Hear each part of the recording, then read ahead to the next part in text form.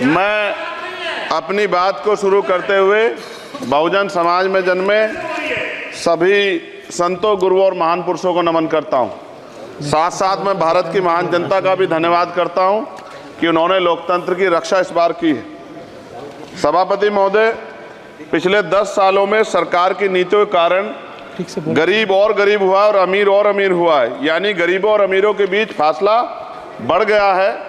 सारे देश की संपत्ति को चंद अमीरों के हाथ में दे दिया गया है। ये हमारे संविधान की मंशा और समतावादी समाज के लक्ष्य के खिलाफ है। अतः हमारी नीतियां गरीबों के पक्ष में भी होनी चाहिए।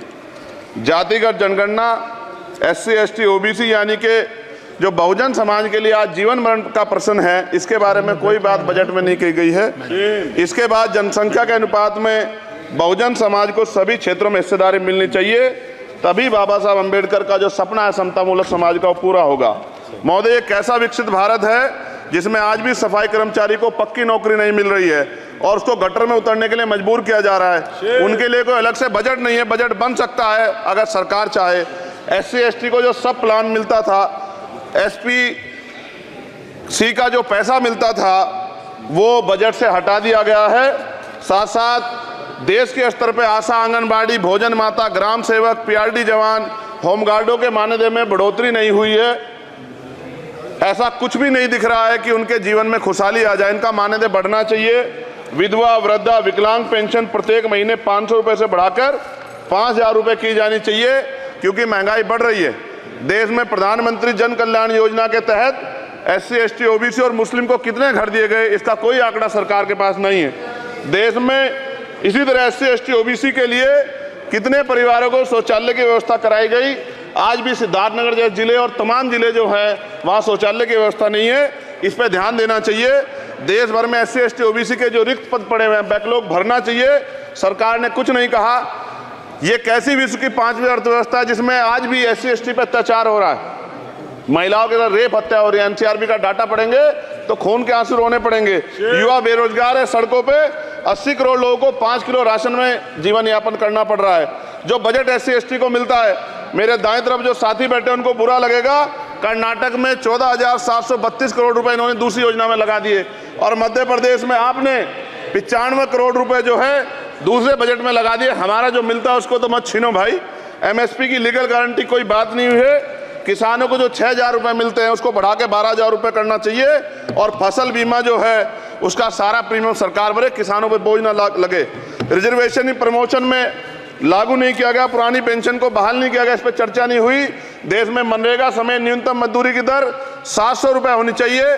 समान काम समान वेतन पॉलिसी लागू होनी चाहिए। जो रसोई की चिंता करते हुए 500 रुपये प्रति सिलेंडर से ज़्यादा के दाम नहीं होने चाहिए, जो महिलाओं को राहत मिल सके। बिजली के दामों में भी कमी होनी चाहिए। बेरोजगार युवाओं को 5000 रुपये भत्ता मिलना चाहिए, जो बेरोजगार युवा जो है अपनी पढ़ाई या अपना खर्चा उठा सके। मैं अपने क्षेत्र के विषय में महोदय आपसे कहना चाहता हूं कि पश्चिम यूपी में नगीना में एक एम्स बनना चाहिए, एक IIT बननी चाहिए, एक IIM बनना चाहिए। नगीना लोकसभा में उद्योग धंधे लगने चाहिए। नगीना की कताई मिल जो है उसको पुनः शुरू कराना चाहिए।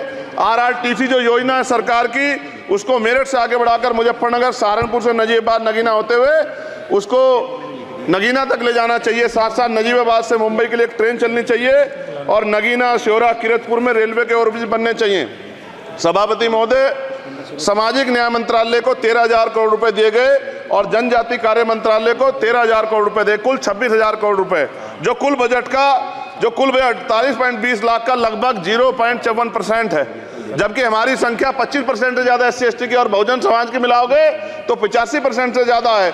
और हमारे विकास के लिए सरकार 1% पैसा खर्च कर रही है, जो मिलना हमें चाहिए, जबकि मिलना हमें 25% चाहिए। ये ऊंट के मुंह में जीरा के समान है, कहावत हमने बहुत दिन सुनी थी।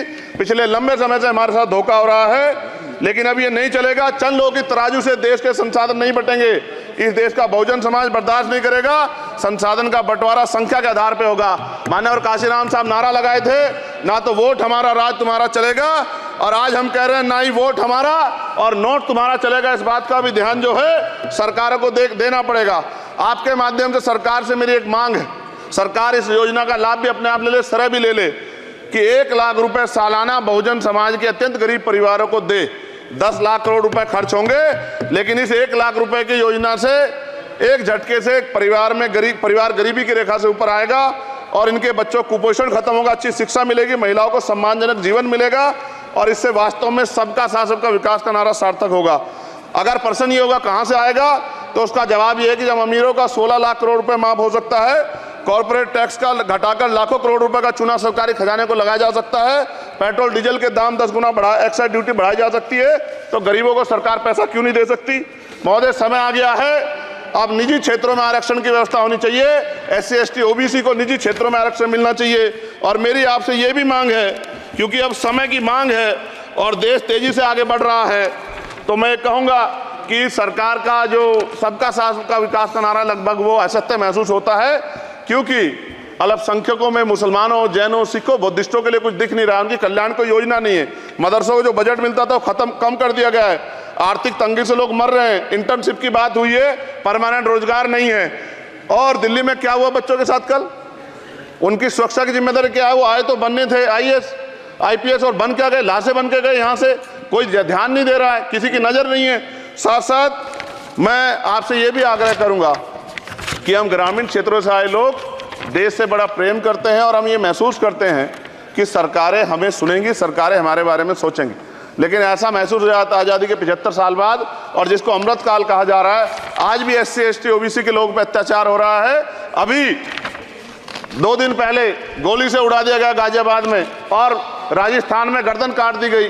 ये घटनाएं देख कर डर लगता है, घर से निकलते हुए भी कि आने घर वापस लौटेंगे नहीं लौटेंगे।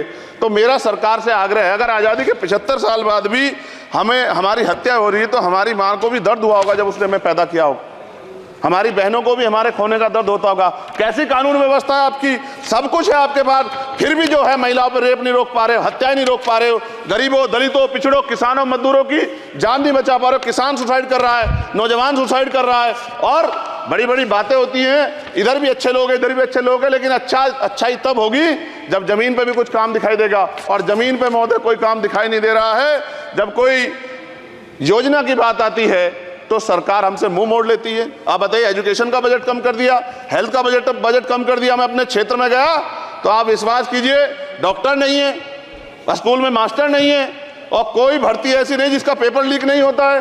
तो देश किस तरफ जा रहा है और इसमें नौजवानों का भविष्य क्या है, इसके बारे में हमें चिंता करनी चाहिए। और अंत में अपनी बात को खत्म करते हुए मेरा आपसे आग्रह और आपके माध्यम सरकार से आग्रह है कि यहाँ बाहर बाबा साहब अम्बेडकर की मूर्ति लगी हुई थी एक, वो करोड़ों लोगों की आस्था से जुड़ा विषय है, और आप विश्वास करो इतना गुस्सा है उसको लेके, मेरी आपके माध्यम से मैं हाथ जोड़ता नहीं हूं, लेकिन मैं हाथ जोड़ के आपसे आग्रह कर रहा हूं कि प्रधानमंत्री जी, सरकार से हमारी आग्रह कि वो अम्बेडकर वादियों के सम्मान का ध्यान रखते हुए, उनके जो है दिल की पीड़ा को समझते हुए, उनके दर्द का ध्यान रखते हुए उस मूर्ति को पुनः स्थापित करा दीजिए। अगर इसमें कोई राजनीतिक कारण अलग बात है, लेकिन मैं कंक्लूड कर रहा हूं, मगर मैं आपसे कहना चाहता हूं इसमें बहुत गुस्सा है। जिस दिन अम्बेडकरवादी गुस्सा हो जाएगा, वो फिर इस सरकार को जो 24 में आ गई है, वो आने वाले चुनाव में ऐसा सबक सिखाएगा कि दोबारा पलट के नहीं देख पाओगे। तो मैं आपका धन्यवाद करता हूं। लेटेस्ट अपडेट के लिए हमारे चैनल न्यूज़ इंडिया फर्स्ट को लाइक, शेयर एंड सब्सक्राइब करें, एंड यस, बेल आइकन को प्रेस करना ना भूलें।